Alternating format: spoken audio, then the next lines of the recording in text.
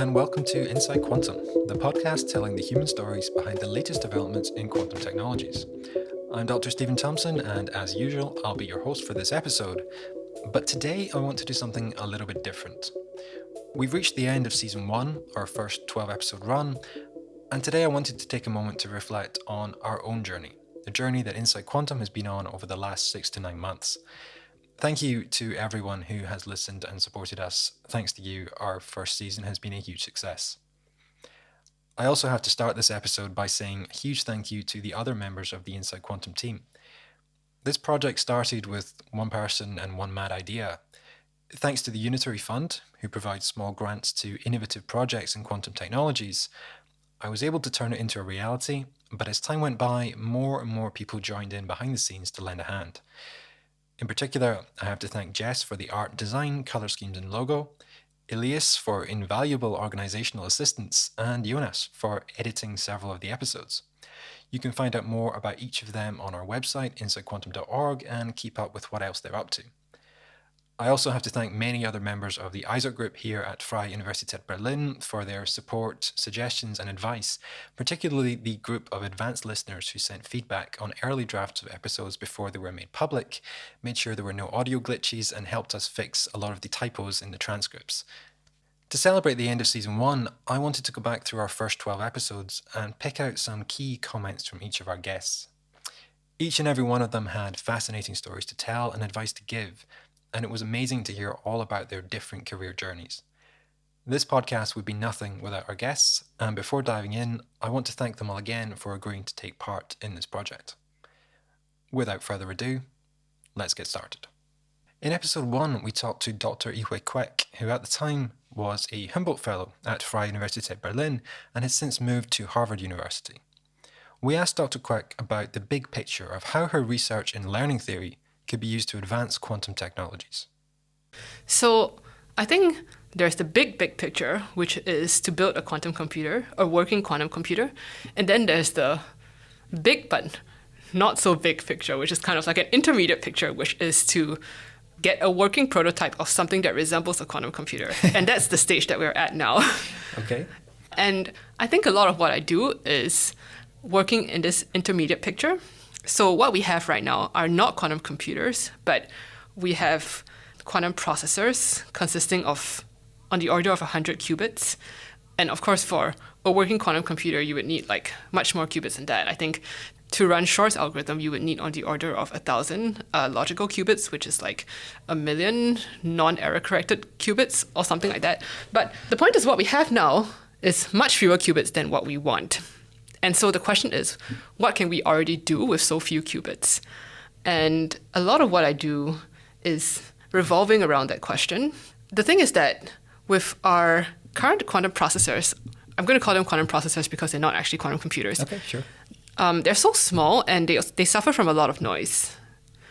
So I think when people were writing all these early quantum algorithms, they definitely did not bank on there being so much noise. And so a lot of quantum computation is built on the assumption that you're running an error-corrected quantum computer.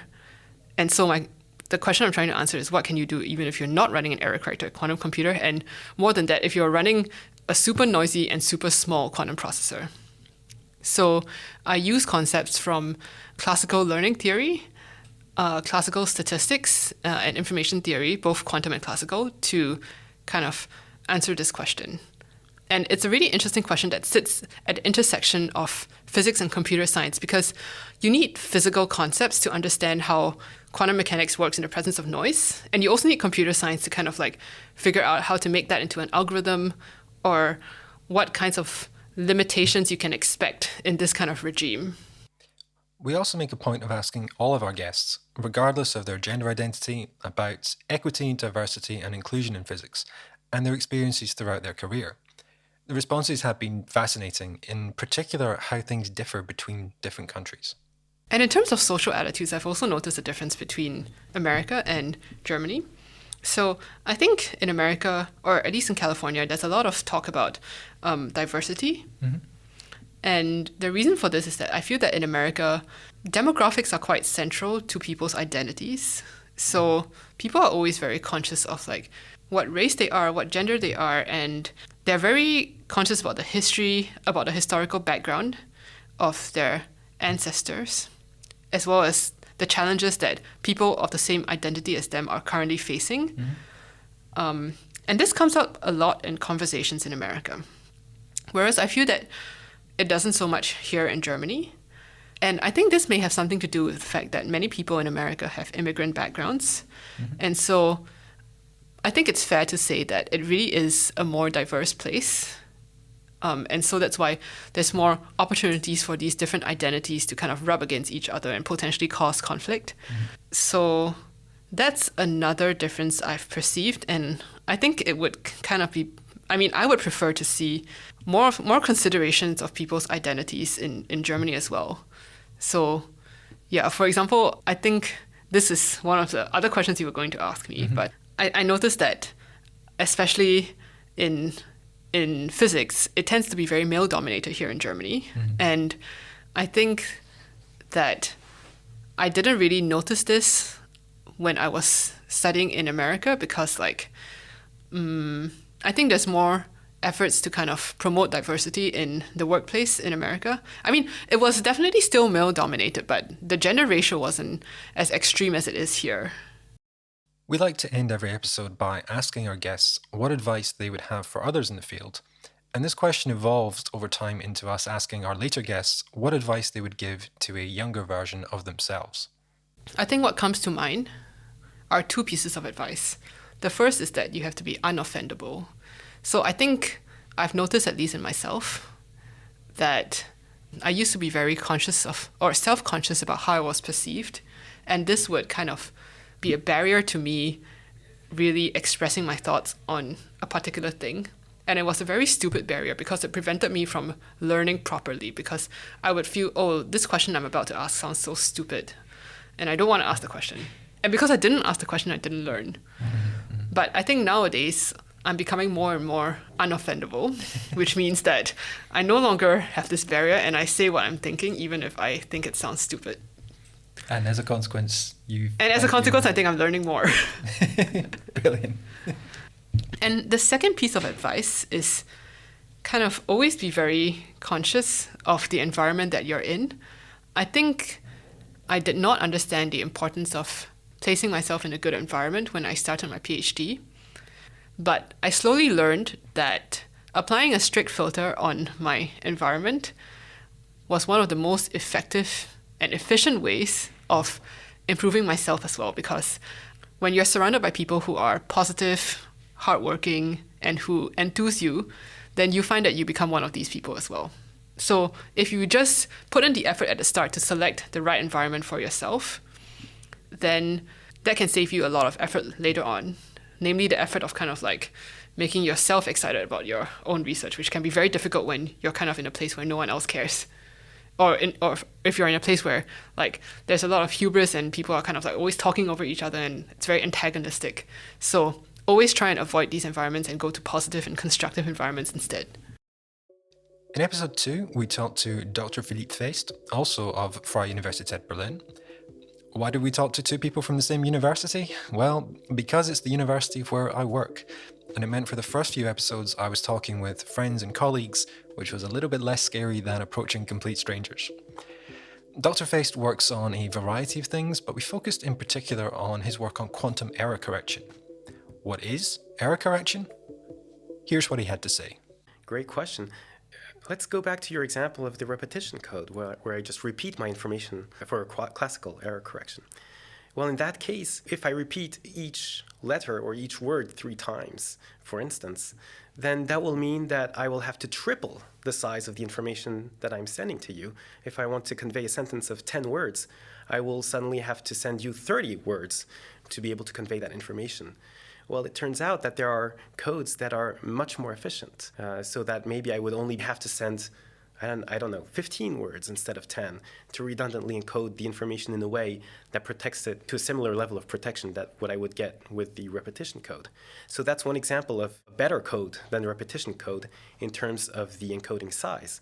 There are many parameters on an error-correcting code that we might be interested about, many features, if you like.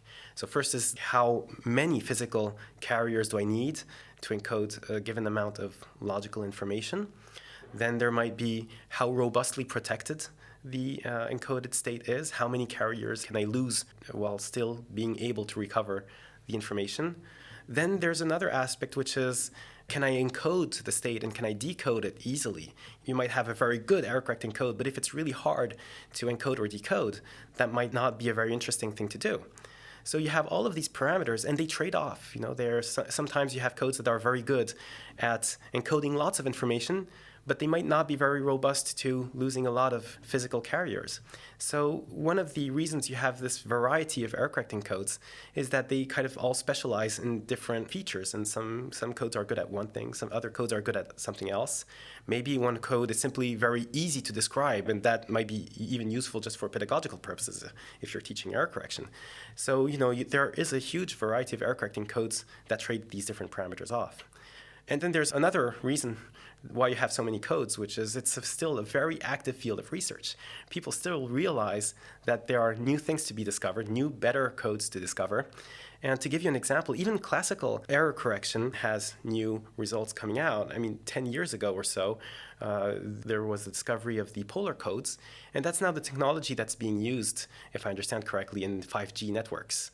So you do have a lot of progress going on also at the classical level, even though the field of classical error correction has been there for very long. And of course, quantum error correction is a much younger field, and it also has a lot of new research coming out every day. It's a very active field of research with a lot of new results. All of these new results, they generate new codes and you kind of make your field of error correction bigger. We also asked Dr. Faist what advice he would have for people interested in getting into the field. And he stressed the importance of networking and making connections with other researchers. Science, after all, is done by people, and none of us work in isolation.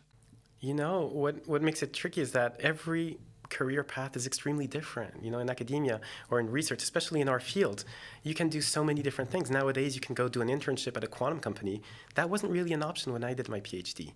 So, if you're a PhD student and you want to get into research in quantum information, it's a lot about, getting to know people, getting to know networking, going to conferences. I think we're a field that has still a lot of new ideas and concepts that are to be explored, and even the technical tools, the foundation of our field, are still evolving to a good extent. It's still a very young field, so I think there is definitely room for new ideas and for new approaches. And don't be shy of trying to think big and try to put your own mark and network with people, go to conferences.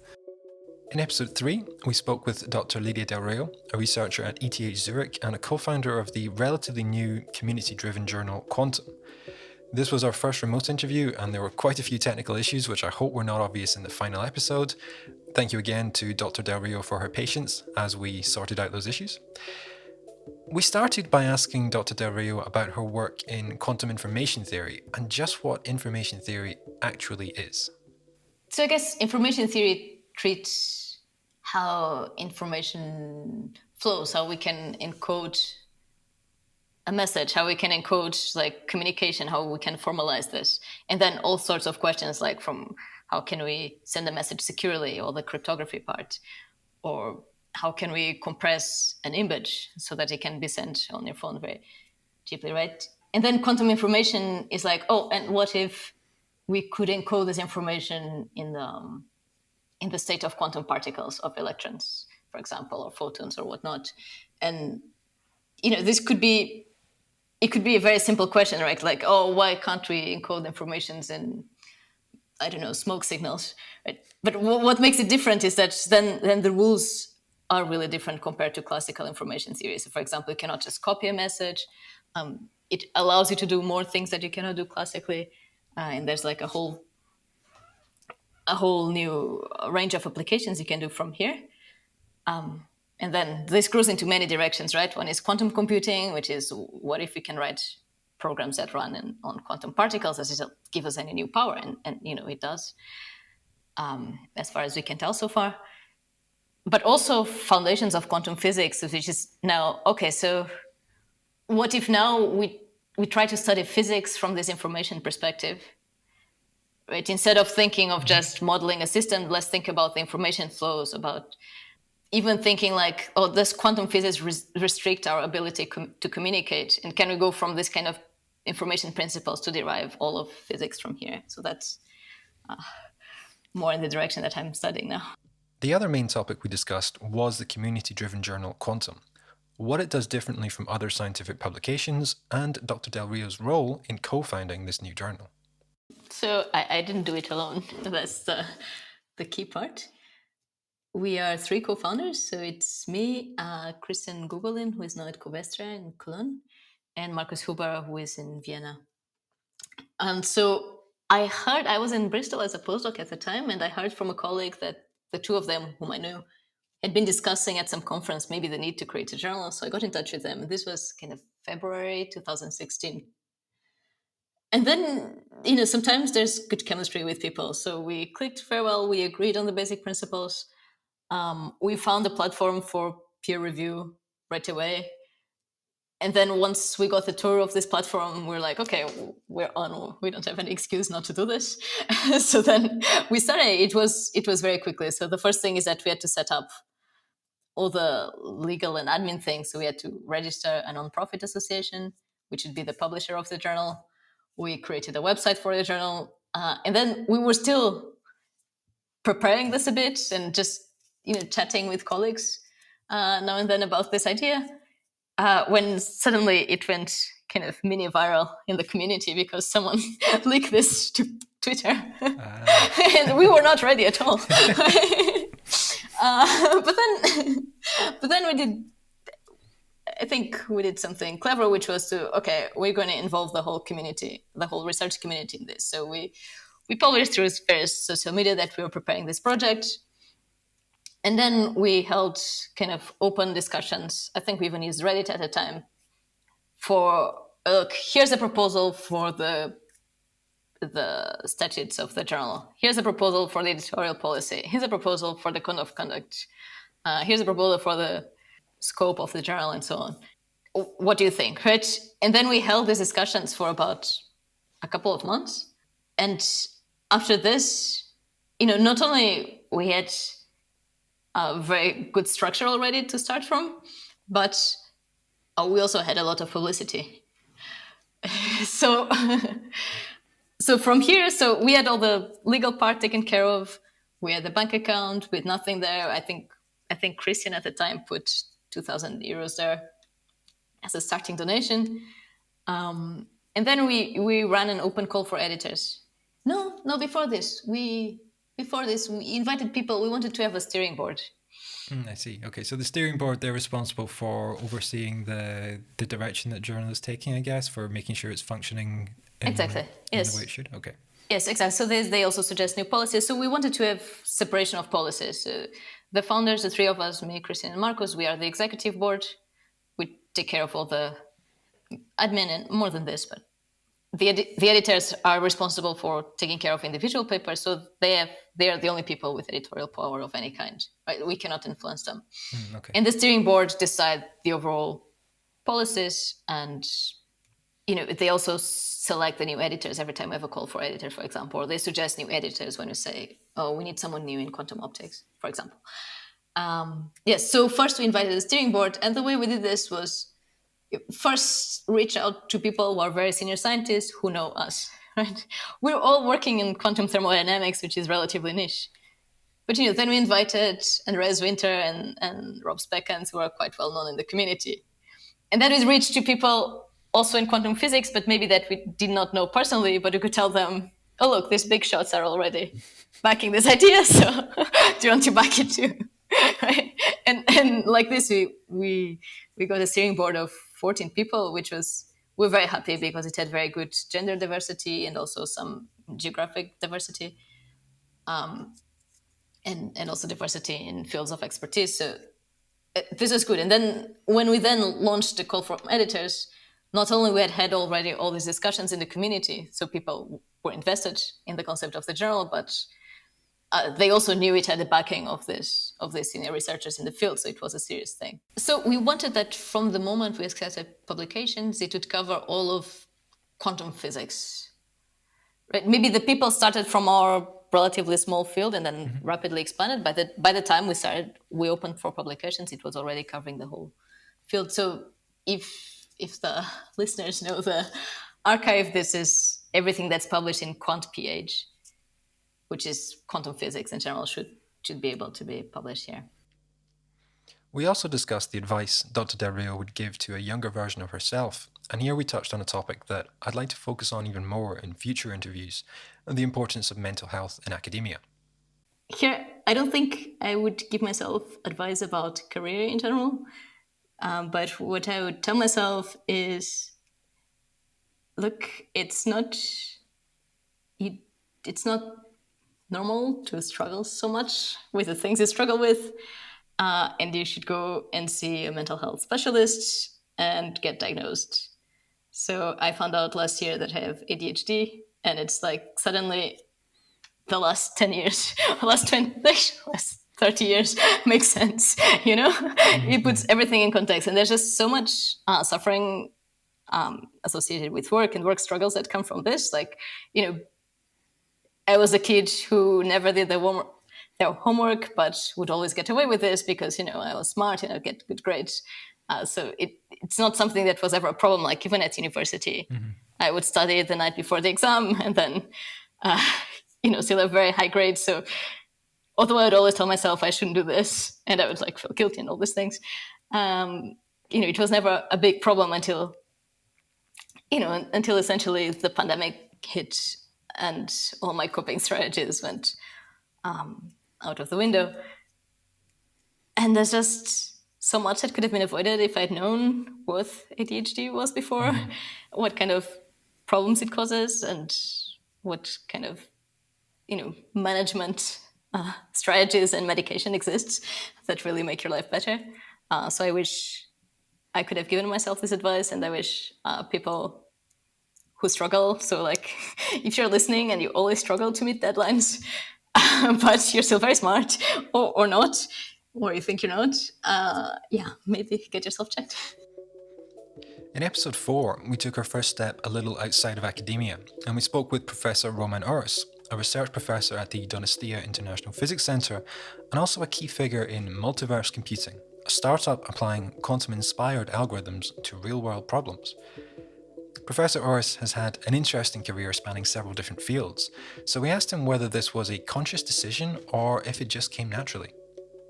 Yeah, the overlap came naturally. Actually, when I started doing research in my PhD, I started doing quantum information and quantum computation. But by that time, since the hardware was not so developed, the field of quantum information was full of people that at the end of the day somehow diverted and started doing in parallel also condensed matter or quantum optics or even high energy physics. The point is that there are natural overlaps between all these disciplines. Okay, and for me it was very natural to work on both of them. So I always thought that I had one leg on quantum information and one leg on condensed matter physics. Okay, and everything that I was doing condensed matter physics, it was useful for quantum information and the other way around. So one of my research lines was to understand the entanglement structure in quantum many-body systems. Okay, so there are quantum correlations and so on, the ones that you use for teleportation and for quantum key distribution and all these very nice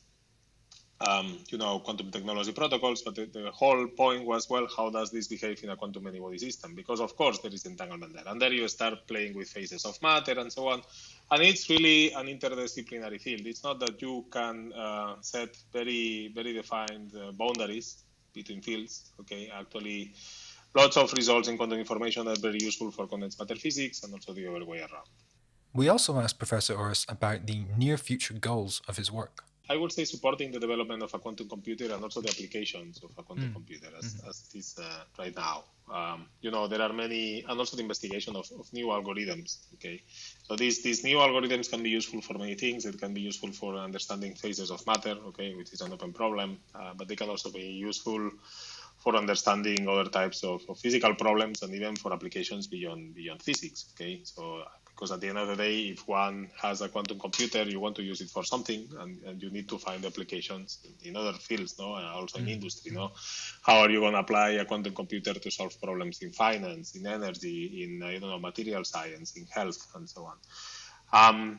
Right now, my current research goes a little bit along this direction. So how to develop applications and new algorithms for quantum computers, okay? But also, of course, also using all this knowledge that we already have and that we have accumulated over the years of all these numerical algorithms that we know for quantum many-body systems, okay? This is extremely useful.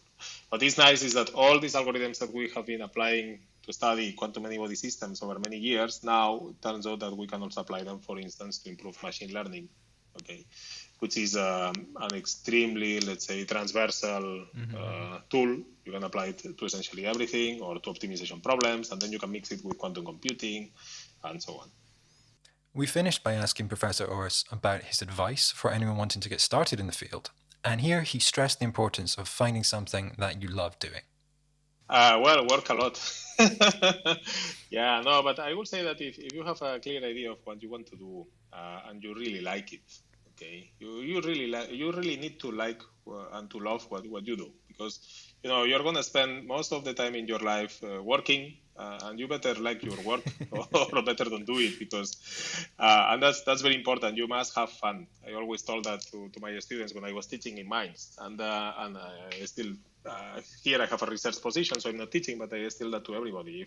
If you are not having fun for 2 or 3 days on a road, then there is a problem. Okay, so you need to really like what you are doing. And then I would say that, well, keep tuned to all these opportunities that are happening.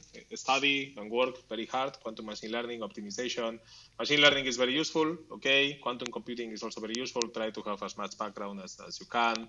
There are lots of free courses, lectures, and so on the internet that you can do. And they just give you a very good background on top of whatever you do at the university. So I will just try to go for all these free resources also, and keep an eye on what is moving, and also don't be shy. So, just go for it, have ambition, try to go in the direction that you want to go. In episode 5, we spoke to Dr. Elliot Bentine, who was at the time an experimental physicist working with ultra-cold atomic gases at the University of Oxford, and our first experimentalist on the podcast. We began by asking just what are ultra-cold atomic gases? Ultra-cold atoms, obviously the most obvious thing in the name is the cold temperature. And I guess firstly we should ask, why do we need to have things that are so cold in the first place?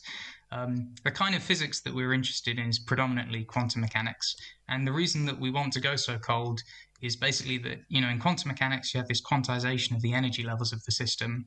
And obviously that's a kind of true behavior of the universe all around us. It's just that normally the splittings of those energy levels are so small that at the energy scales we're used to in the classical world, we can't resolve them. It's like the graduations on a ruler are too fine for us to see. So what we do is we make the temperatures much, much colder, and in doing so, what we're really doing is reducing the energies in the system, the kind of characteristic energies that are involved, until our system then reaches a state where those energies are comparable to the splittings, so that we can begin to make out the types of changes in behavior that occur when something is dictated by quantum mechanics rather than by classical physics. And once we cleared that up, we asked Dr. Bentine why ultra-cold atoms are useful. So I guess there's two separate aspects to it. One is that when you have atoms and you're looking at the level of individual atoms, quantum mechanics is present in almost every part of what dictates what you can do with those atoms. For instance, quantum mechanics will be present in determining the energy level structure that then dictates how you can interact with the atom, whether you can use magnetic fields to perturb the atom or optical fields, what kinds of fields you can use, whether the different polarizations or frequencies they are, etc. So I think one part of it is that the atoms have a very high degree of sensitivity to external fields, depending on whichever state they may be. Because you have an ability to measure, for instance, the energy separation between two energy levels to a very high degree of precision, if an external field were to change that energy level separation, it would allow you to basically determine to a high degree of accuracy what that external field is. because effectively you have a way to, if you can very, very accurately measure what this separation is, you can then look for very small deviations in it. And therefore that gives you a very, very precise ability to determine what the external field is. You might have noticed that I introduced Dr. Bentine as someone who was, at the time of recording, at the University of Oxford. And that's because since then he has left the university and launched a new venture in medical physics. In many of our other episodes, we've mostly focused on the positive aspects of careers in academia. But it's also important to discuss the problems and issues that still pervade academia, which Dr. Bentine described to us in the following way. I mean, my own personal view is that I've sort of largely given up on academia just as an entire sort of as an entire culture, basically. I mean, that's somewhat, my reasons for basically leaving physics in the near future. It's very reluctant to change. I don't have the answers of how to fix it. And personally, I'm really tired of it. And I just sort of feel I just can't really carry on working in it. So yeah, I've sort of taken the decision to leave academia basically and try and do research a different way. That's not what I was thinking of doing a few years ago, but I don't know, I feel at some point if I stay, I'm just sort of enabling the culture. If the culture exists as long as there are people around to sustain it. And I don't know, gender imbalance is obviously one important thing.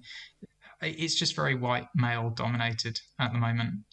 There's all kinds of groups who are very poorly represented in physics, and I don't know how to fix that or change that. So some people will claim, for instance, that's down to effectively access needs to be made sort of earlier on in people's careers to get them into physics. But also I've seen enough of people having horrible times within academia and within physics to feel a little bit of if it is broken and it's not going to give people opportunities even once they're actually in it, then am I actually doing something of a disservice, encouraging people to just throw themselves into this completely broken system? These are quite sobering words, and I would definitely encourage anyone listening who is in academia to reflect on their role in the culture of academia and whether they could be doing more to challenge inequality and discrimination on a daily basis, as frankly I think we all could be doing. In episode 6, we did something a bit different again, and we spoke to Dr. Monica Kang of the California Institute of Technology. Dr. Kang was our first guest who didn't work on quantum systems, but in fact studies gravity, high-energy physics, and in particular black holes. So why did we invite Dr. Kang onto a quantum technology podcast, and what does her research have in common with quantum physics? Right. So think of it this way. So we have the universe, and you want to understand in every possible way. Mm-hmm. And I was saying that we take quantum field theory as a language to describe anything. But we can probably try to understand where the regime is kind of semi-classical in the sense that gravity is still fixed as a metric. In a way, the gravity is there, and all the rest of the particles are fully quantum interacting. Okay. So it's a semi-classical setting to understand our bulk, but quantum interaction, so it's quantum mechanics still intact. And to try to explain that, it's like a borrowed concept of the quantum field theory. At first was Weightman axiom, which led to Riesch-Leiter theorem. That I think it's also familiar to quantum information theorists for a lot of them. It says that you act on some operators in the open region of the spacetime, like some open region, let's say, then you act with all the operators onto the vacuum. Then it creates the whole different type of states, right? And those states will then form to be still dense Hilbert space in that region, meaning that there will be ridiculous amount of entanglement that can be present. And that in quantum field theory, entanglement is unavoidable. Now, entanglement entropy really sounds like it's more information theoretic type of object. Of course, in universe, we can measure many things. It'll contain many different informations. And information encodes our matters. By matters, I mean all the particles in the universe and everything. So in that way that we're having interacting entanglement as a fundamental quantity we can look at to encode these information, and it brings up another viewpoint to see and analyze the universe in that fashion.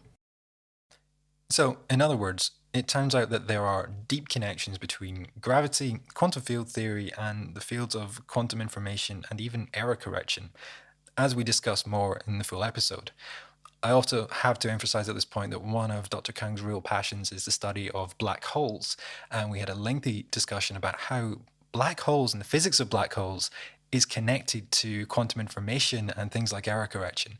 For more on that, I would definitely encourage you to check out the extended discussion that we had in the full episode.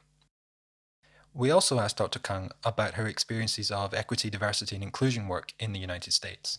Yeah, there's an overall difference. So as a woman researcher, it's been always rare to see another fellow woman. That's something that would be great to have, and more understanding of that would be great, because I'm sure different perspective is not just built in university. It's probably built in over the entire your lifespan. That's how you approach anything in life. I think that'll be very useful to incorporate into. I am sure people are now trying more hard to see what would be the right way to include the diversity together. I know, at least at Harvard, where I did my PhD studies, they have been thinking about it and in live discussions. So I guess that's a start. I think having BLM movement and Me Too movements would probably give something good in the end, that academia will be more open to everyone and can be accepting of more perspectives. I'm sure it'll be more fascinating in the future, so that it'll be better, faster, and new ideas. I think that'll be probably in progress. Yeah, I'm not a person who's in admitting or anything, so I don't know what's really directly going on like now, but I'm sure there's like a different overall directions that people are taking. So it'll probably lead to more diversity in science. Dr. Kang also left us with some great advice for other early career researchers. Whenever you think it's very difficult and looks not possible, it will work in the end. It just, you'll have to find another way. Don't stop trying. In episode 7, we spoke with Ieva Čepaitė, a PhD student at the University of Strathclyde who's managed to pack a very diverse career into a very short space of time. We asked her to describe what she's currently working on as part of her PhD research. Yes, so the stuff I'm working on in my PhD right now is quite practical. I've done some work on what is called adiabatic quantum computation. So this is a way of solving optimization problems on quantum computers, and we were coming up with ways how to make these things more practically implementable, how to speed them up so that you can deal with problems that arise when these things are run too slowly, which is your qubits decohere, they lose information. So things like this. I'm also working on very sort of high-level theoretical ways to speed up, for example, measurements in cold atom quantum computers. So that's very specific, very applied to a particular quantum technology, but it's still something that's geared towards quantum computation, or at least some form of quantum simulation at the end of the day. Stuff I've done before is quite different. It was more on the computer science side rather than the physics side, but it's generally geared towards making quantum computers more practically approachable and available. When I first started out in Edinburgh, I was working on things to do with quantum cryptography. The group I was working with was quite into quantum verification protocols and things like that. So these are very highly theoretical computer science type things that people worry about. And during my PhD now, I've started working more on the physics side, but still very much theoretical problems. We also talked about near-future quantum computing and what it means to be in the NISQ era. That's NISQ for Noisy Intermediate Scale Quantum. Yes, so NISQ is an interesting term. It's something that implies that we can't yet do very large-scale quantum computations, which some people assume is required to actually show any sort of advantage in using quantum computers over classical machines. So NISQ is a bit of a contentious term. It However, at the same time, there is potential given the size of the systems in NISQ. So NISQ means, like, as you said, noisy intermediate scale. And what that means is that we have enough qubits that presumably if they all work well enough, we can already show some advantage over classical machines, but that's with the assumption that they work well enough, and it's a big assumption. So I would say that my work is, I wouldn't say independent of whether we have NISQ or not. It should be useful regardless. But what many people are attempting to do now, with relation to what I said about engineering and experiments not quite being there yet in terms of giving us big enough or powerful enough quantum computers, is how do we exploit the technologies that we do have? These technologies that are what we call NISQ, that are sort of a bit small, but potentially big enough to do something interesting. How do you mitigate the problems that come with not having what we call error correction, not having large enough quantum computers to have them work properly, to have them do really, really big problems? How do we exploit things that are technically too small, but perhaps not? When I think about my work, it relates to this idea of quantum simulation, which maybe we'll talk about a bit in a second, wherein we try to bypass quantum algorithms or things that people develop to be run, let's say, on any quantum computer, if it has the right operations, if it can do this operation, that operation. But we rely instead on just having some quantum system that can do some things, and we see, given those things, is there some useful amount of information that we can extract from it? So that system can be a lot smaller than we need in theory for surpassing NISQ. And that's kind of the main idea behind quantum simulation. It's like the difference between an analog computer and a digital computer. You can program very, very specific things on an analog computer, but definitely not any algorithm. Whereas on a digital computer, you can program any algorithm, but you also require it to often be more powerful than the analog version. This was also the first time we had a chance to talk to someone still very early in their career about equity, diversity, and inclusion, and how the field looks to people who have only gotten involved in it relatively recently. Yes, so my experience has been pretty normal, I'd say. I've not had any a sense that I'm not welcome or that my gender has anything to do with my abilities, perhaps in science or anything like that.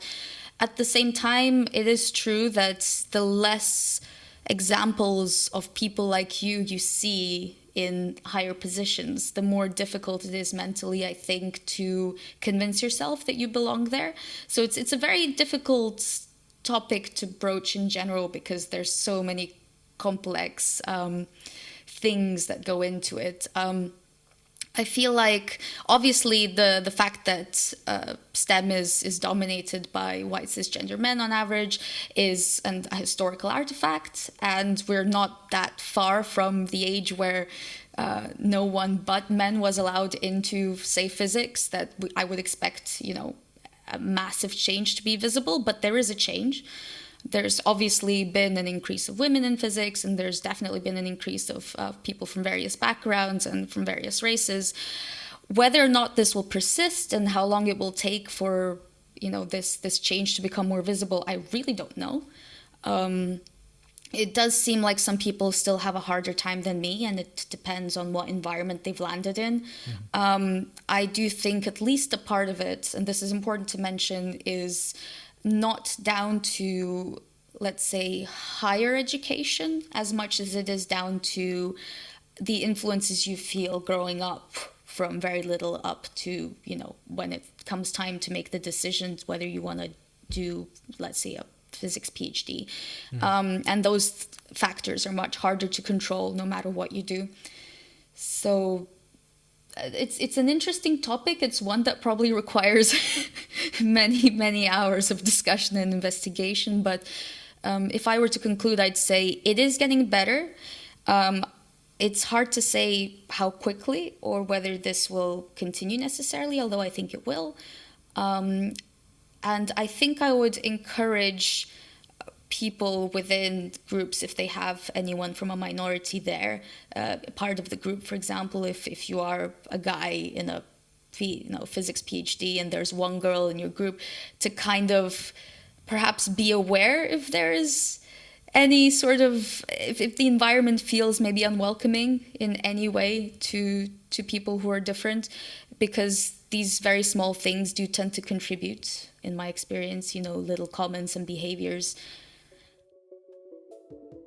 In episode 8, we heard from Dr. Tiffany Harte, a senior postdoctoral researcher at the University of Cambridge and also a member of the Aeon collaboration, similarly to Dr. Bentine, who we spoke with in episode 6. And in fact, a small peek behind the curtain here, we actually contacted Dr. Harte and Dr. Bentine independently and only later realised that they in fact work together. Science can be a small world sometimes. We asked Dr. Harte about how ultra-cold atoms can be used to make ultra-precise measurements that might help us to detect gravitational waves and even dark matter.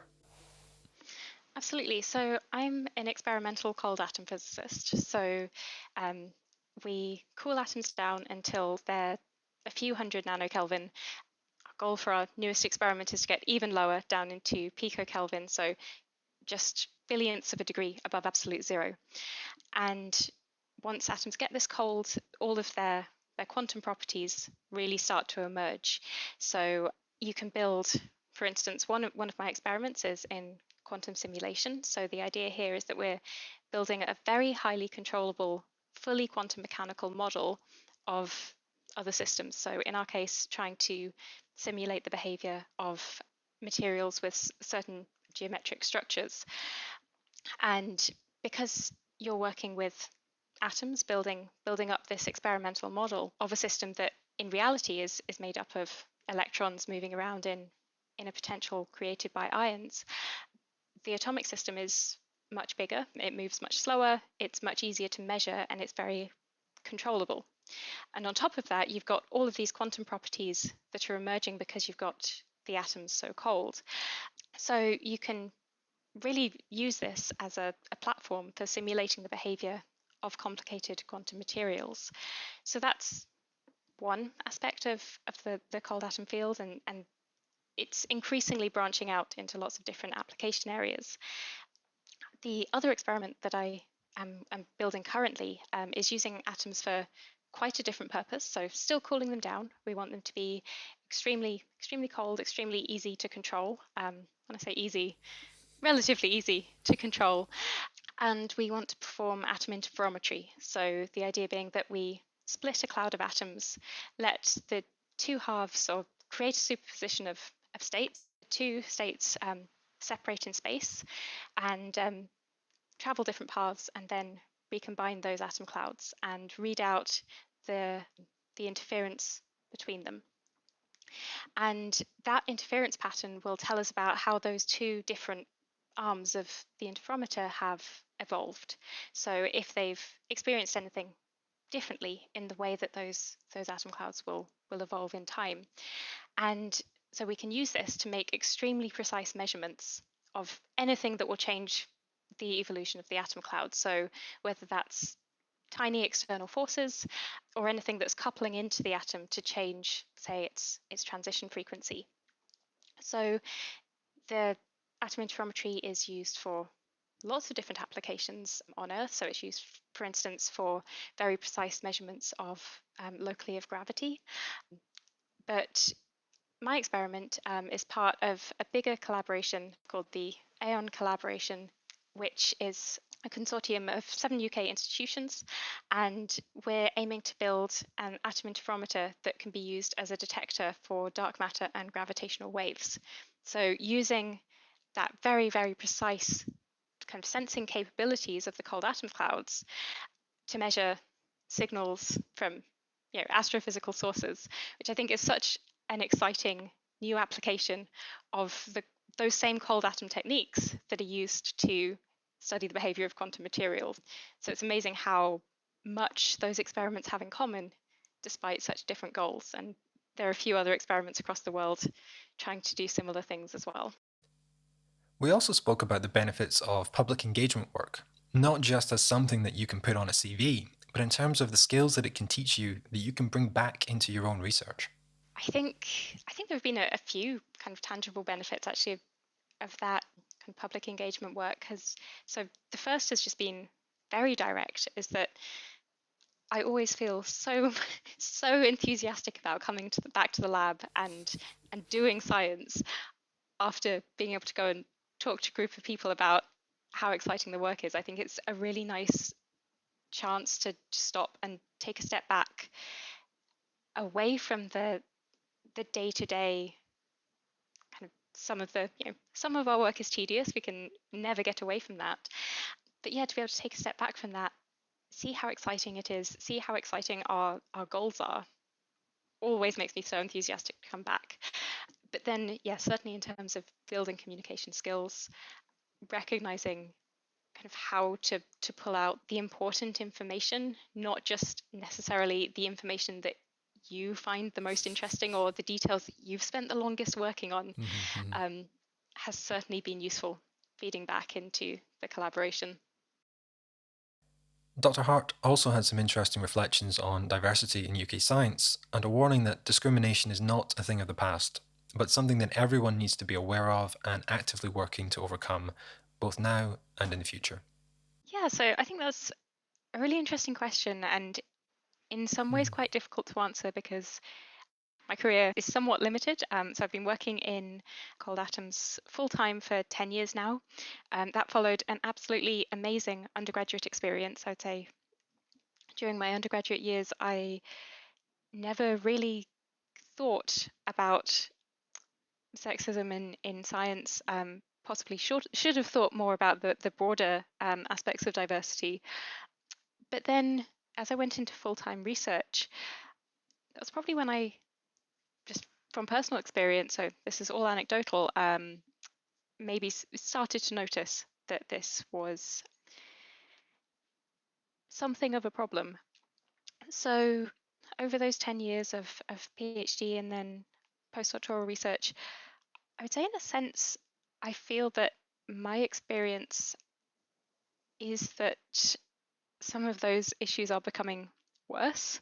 But I do think that part of that could just be that as I'm increasing in seniority, maybe you're just hitting more of those problems more often, or kind of approaching situations in which there can be more of a challenge. I think maybe my expectations have changed. I think as a PhD student, I didn't expect anyone to respect my expertise, and I almost didn't, it's not that I didn't mind, but I wasn't surprised by being spoken down to or overlooked. Whereas now, I'm not sure whether my tolerance for that has diminished, or I have more of an expectation that, or a realization that I do have, valuable things to bring to the table, which of course is true of PhD students as well. And everyone should absolutely be treated with respect in their professional lives as well as their personal lives. I should say most people that I've worked with, haven't experienced any problems. I think I've been incredibly lucky in comparison to a lot of people. But yes, just purely anecdotally, the trend that I have observed has not been a particularly positive one.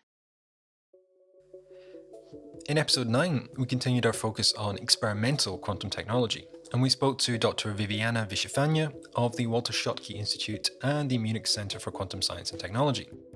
Dr. Villafañe works on quantum communications and on building the future quantum internet. Here's what she had to say about her current work. So, what I'm currently doing, I'm working in building a quantum communications network. So, in this sense, my main goal is to achieve and build a scalable quantum technology that would allow us to do long-range quantum secure communications.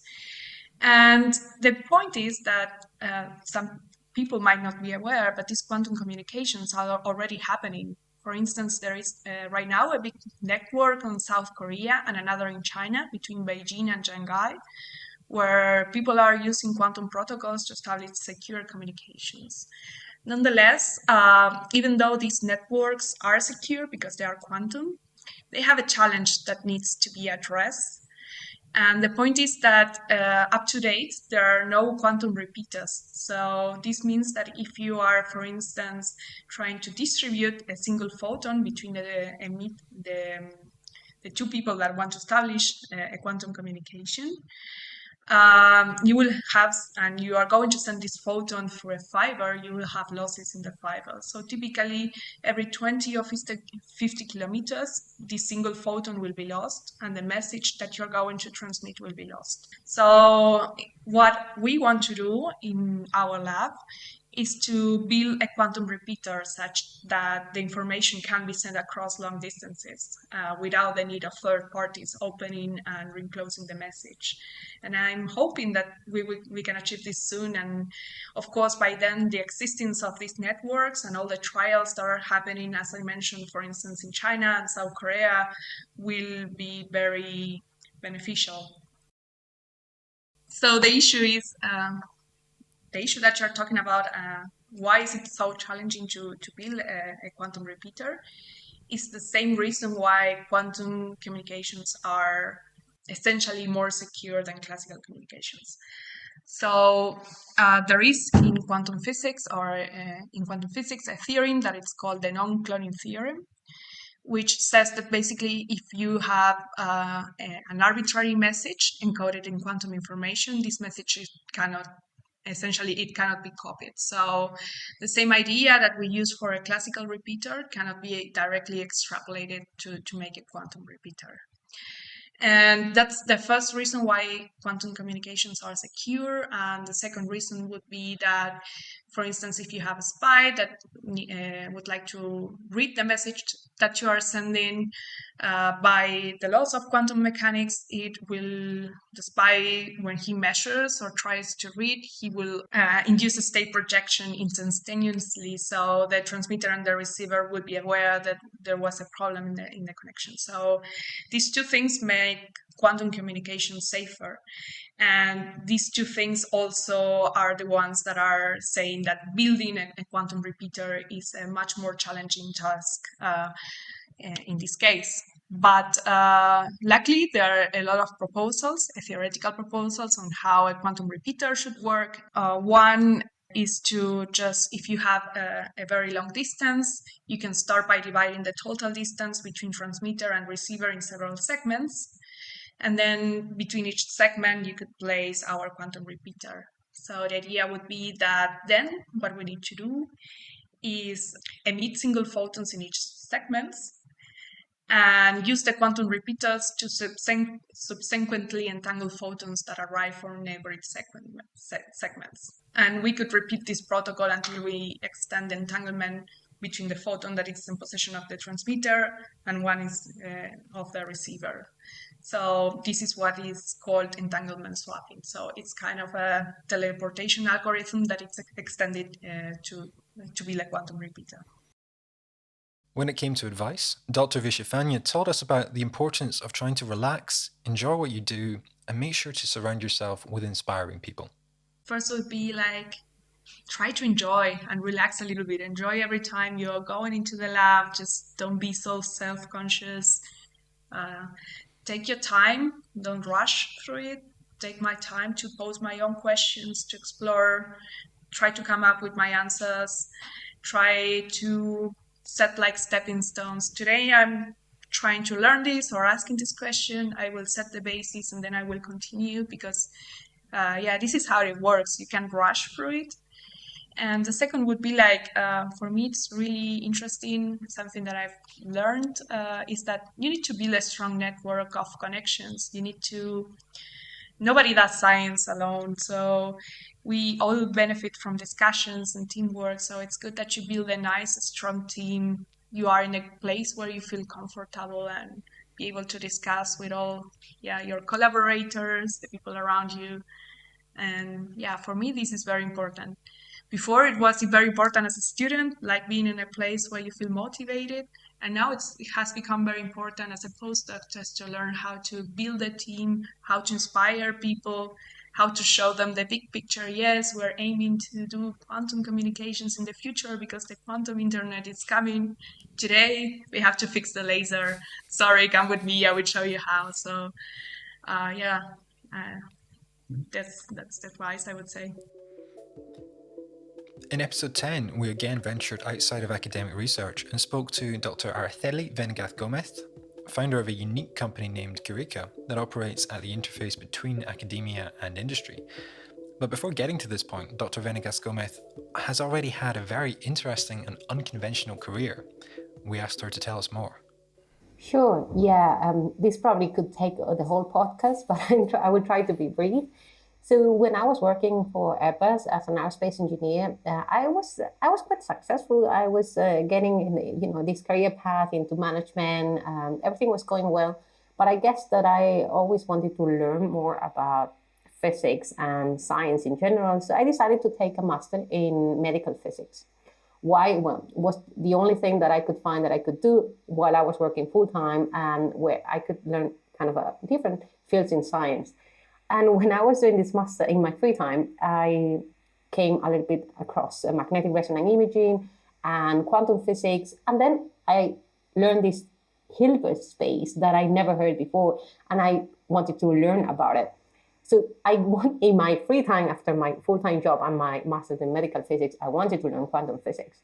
So that was for a really long time. And what happened is that I was taking holidays and free time out of my work to go to conferences and to learn more about quantum physics. So at one point, and I'm going to give you the details now, but I went to Mexico for a trip. And when I was coming back from this trip, I had some spare pesos to spend at the airport, and I bought a book. And I'm mentioning this because that book changed my life. The book said, do what you want, and the money will follow. And it's really a lot of stories about people that they were quite successful in their careers, and lawyers, teachers, whatever, but they wanted to do something else. And that was really the point that I kind of sit down and ask myself, what do I want to do with my life? And I don't know if it was the crisis of turning 30 or really that book, but the answer to that question for me was learning quantum physics.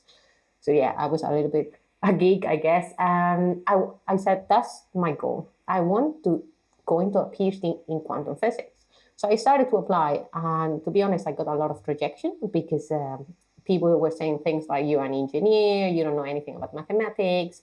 Well, I can tell you a lot of stories of rejection, but thanks to networking, an online course that I got with some university in the US and connections, I ended up moving to Scotland where I got the opportunity. So this took years, to be honest. And I finally moved to Glasgow where I had a Master of Research at the University of Strathclyde and then my PhD.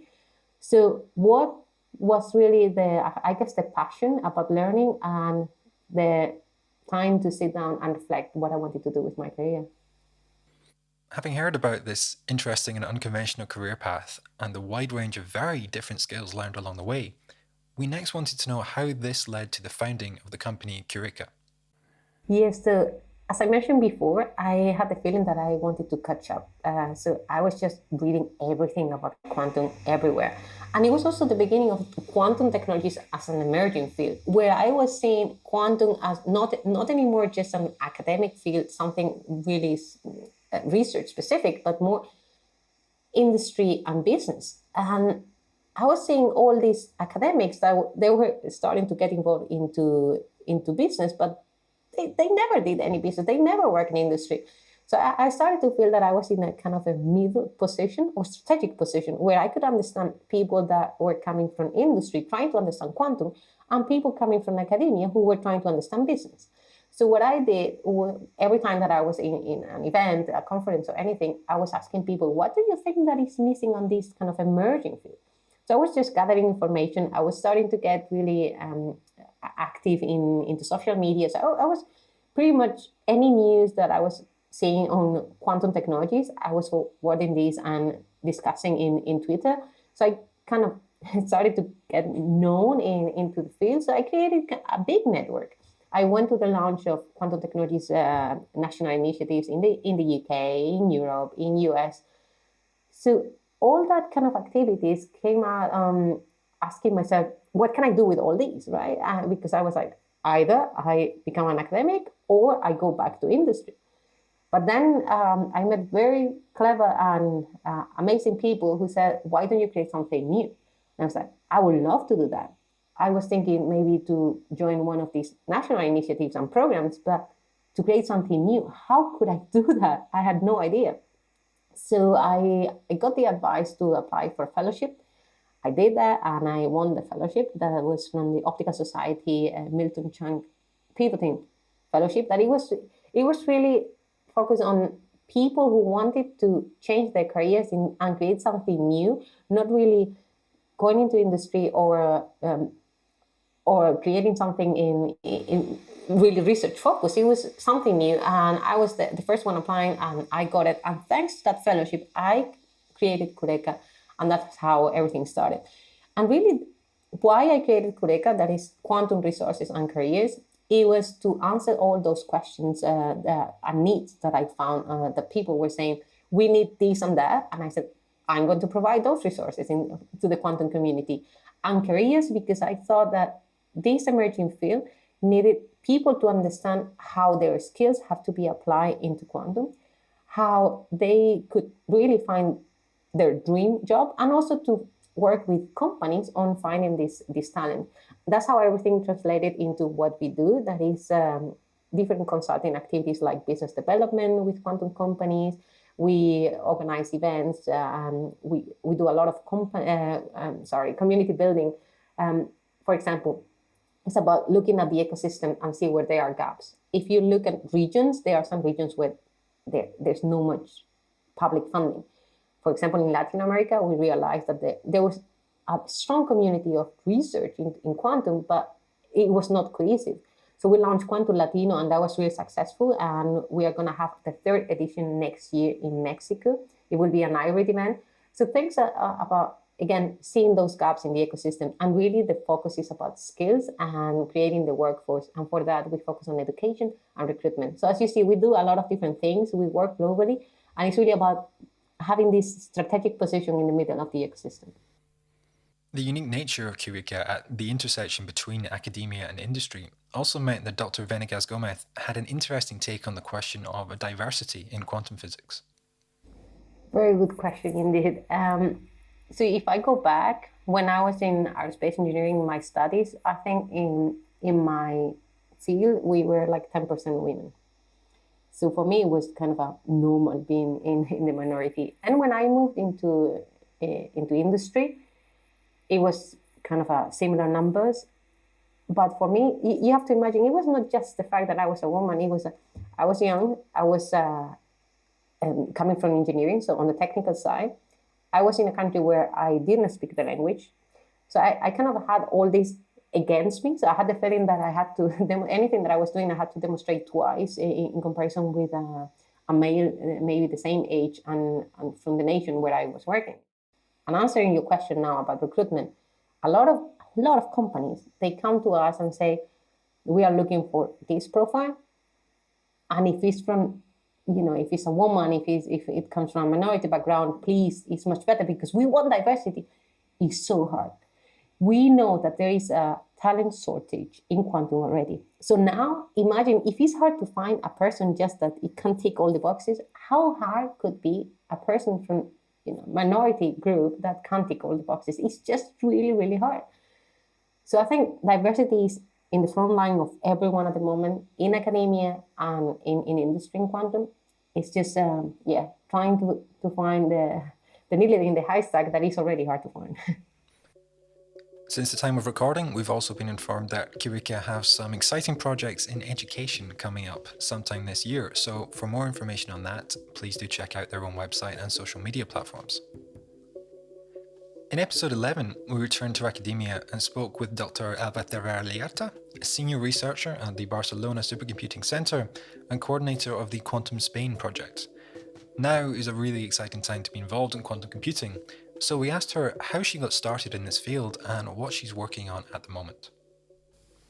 So as I was saying, when I started working in quantum information and computation, there was very little use of this technology. So of course, there is a lot of theory done. There was a lot of experiments going on in labs, but there was not such relationship between theory and experiments beyond, particular collaborations.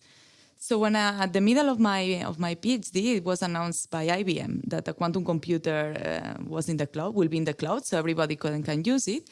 And that changed completely the way that I was thinking about this field. And I think that it also happened with other people. And that make a big revolution in that sense.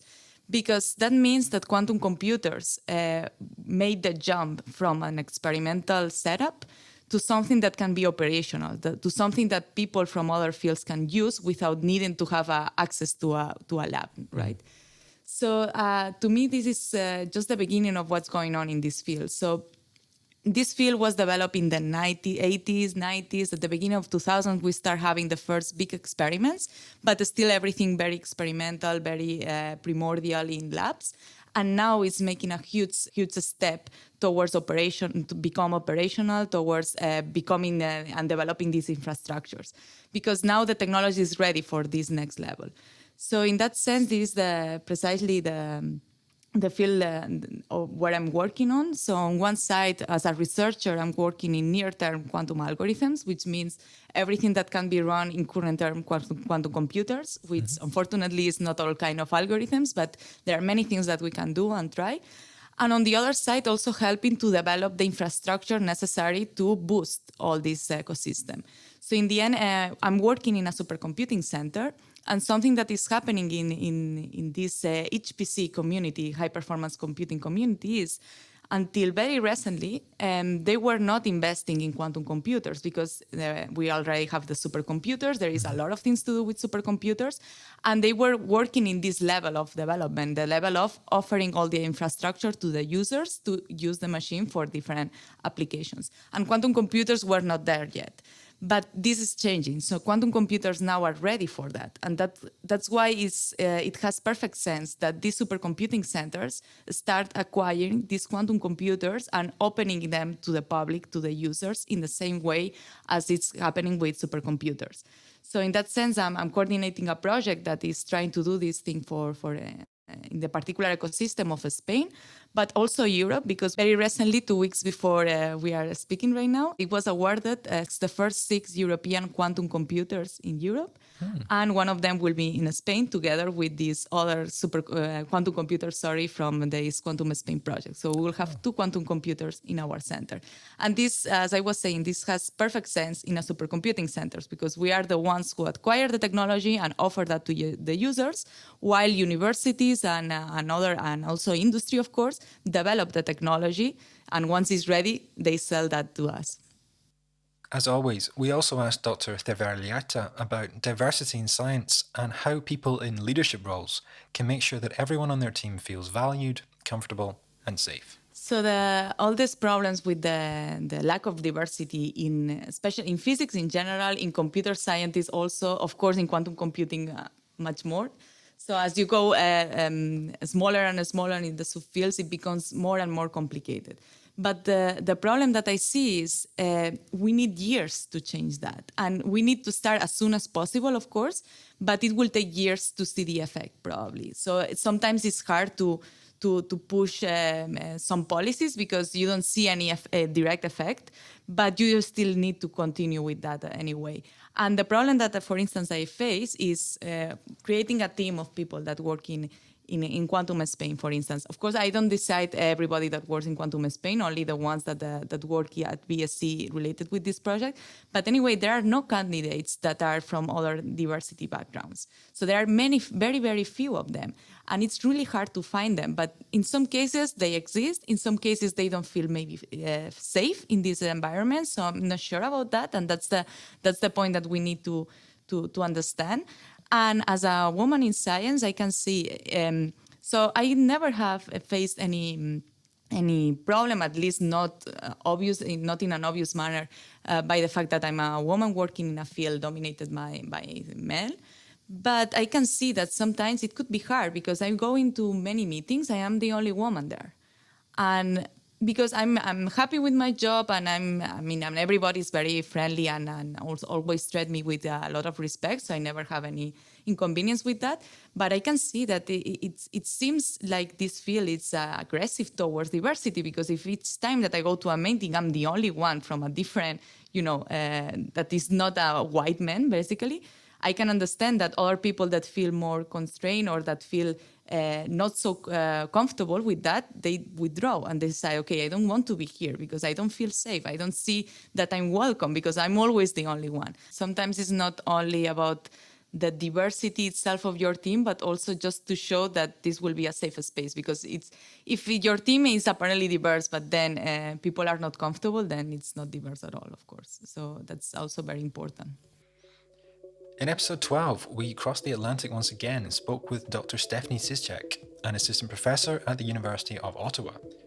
Dr. Czischek works on applying machine learning techniques and neural networks to many-body quantum systems. So first, we asked her to give us a crash course in what neural networks actually are. Yeah, so neural networks, we know that they appear in various different fields nowadays. We use them pretty much every day in our phones or in the cars or wherever. So the idea is like a very standard example of an application for artificial neural networks is the classification of an image. So the basic example is you give the neural network an image and it tells you whether there's a cat or a dog or a rat or whatever in the image, so some kind of animal. This is also, of course, used for self-driving cars. So you want to know whether there's like a speed sign in the image of a camera or something like this. And like these classification tests, you can use in the field of quantum mechanics. So this is something we did recently, where we used this to detect transition lines in an experimentally measured diagram or a phase diagram to automatically tune a quantum dot experiment.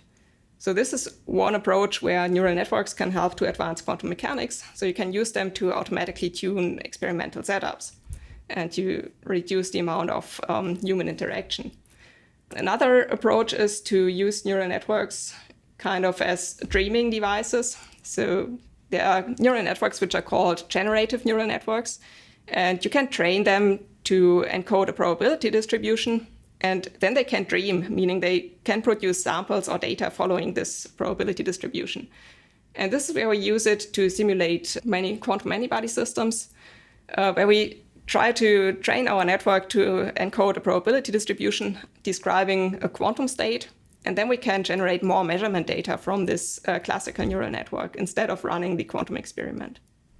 It's important to note that this is not the same as the field of quantum machine learning, which tries to make use of quantum principles to improve machine learning algorithms. Yeah, this entire intersection of artificial intelligence and quantum mechanics can be approached from two sides. So either you can use artificial intelligence to advance quantum technologies, which is what I'm doing, or you can go the other way around and you can use quantum computers to advance artificial intelligence or artificial neural networks, which is also very well-studied field, and there are quite a lot of people working in this field.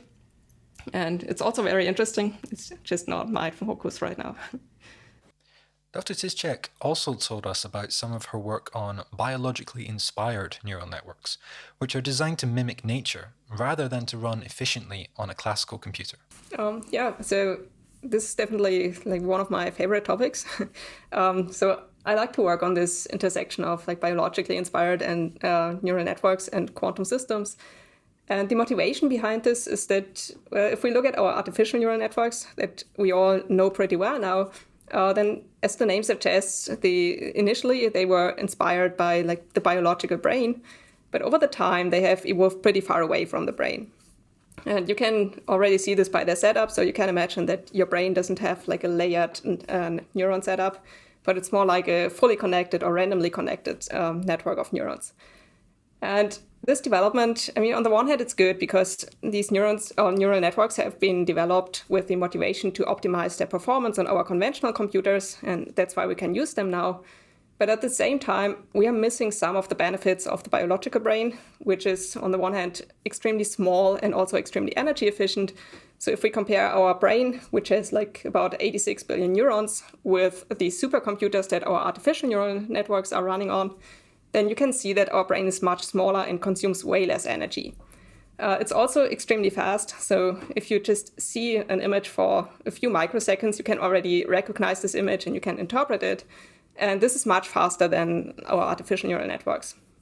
And so people are now trying to kind of get this biological aspect back into these neural networks. So this brings us to these biologically inspired neural networks, which hopefully bring these benefits of speed, small size, and energy efficiency back to artificial neural network applications. And the reason why I'm interested in combining this with quantum physics is that I hope that from these biologically inspired algorithms, we can maybe get more insights into quantum mechanics, so we can hopefully overcome the limitations of our conventional computers and artificial neural networks.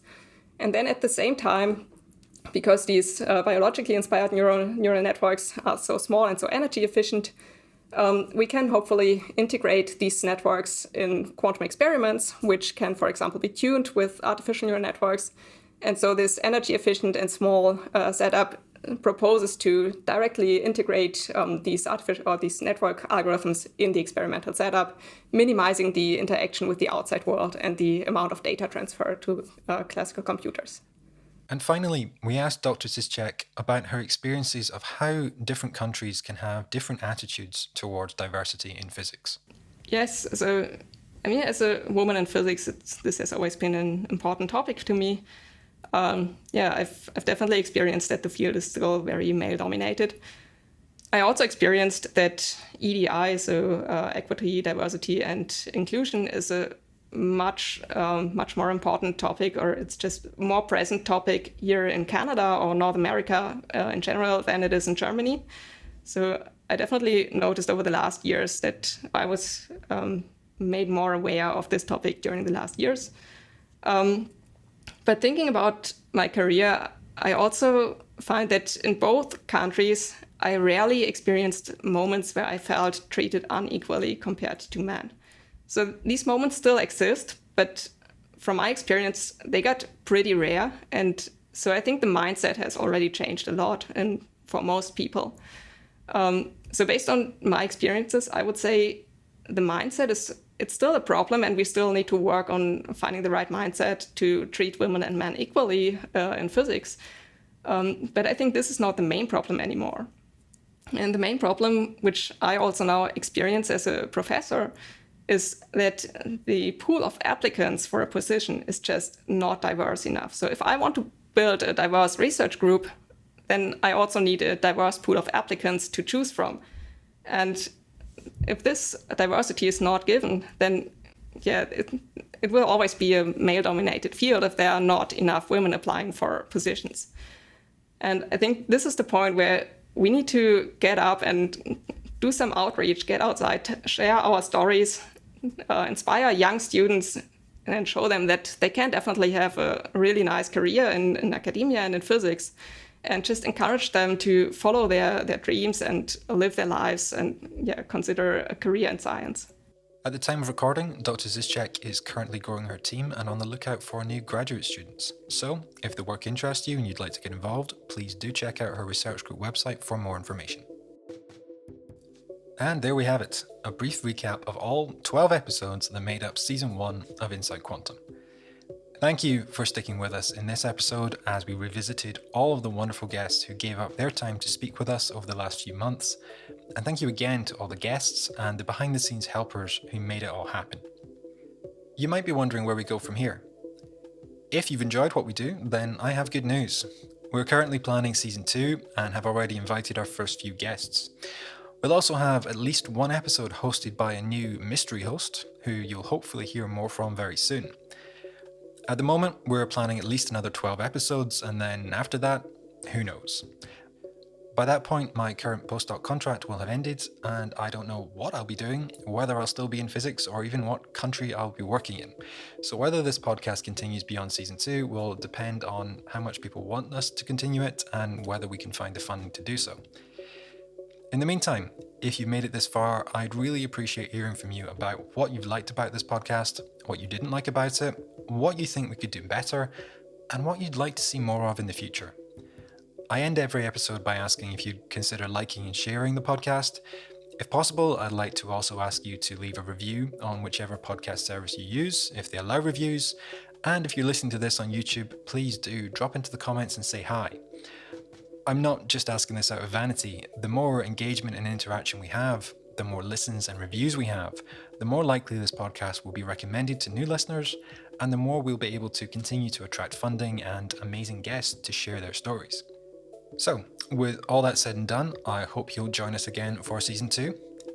Until then, this has been InsideQuantum. I've been Dr. Stephen Thompson, and thank you very much for listening. Goodbye.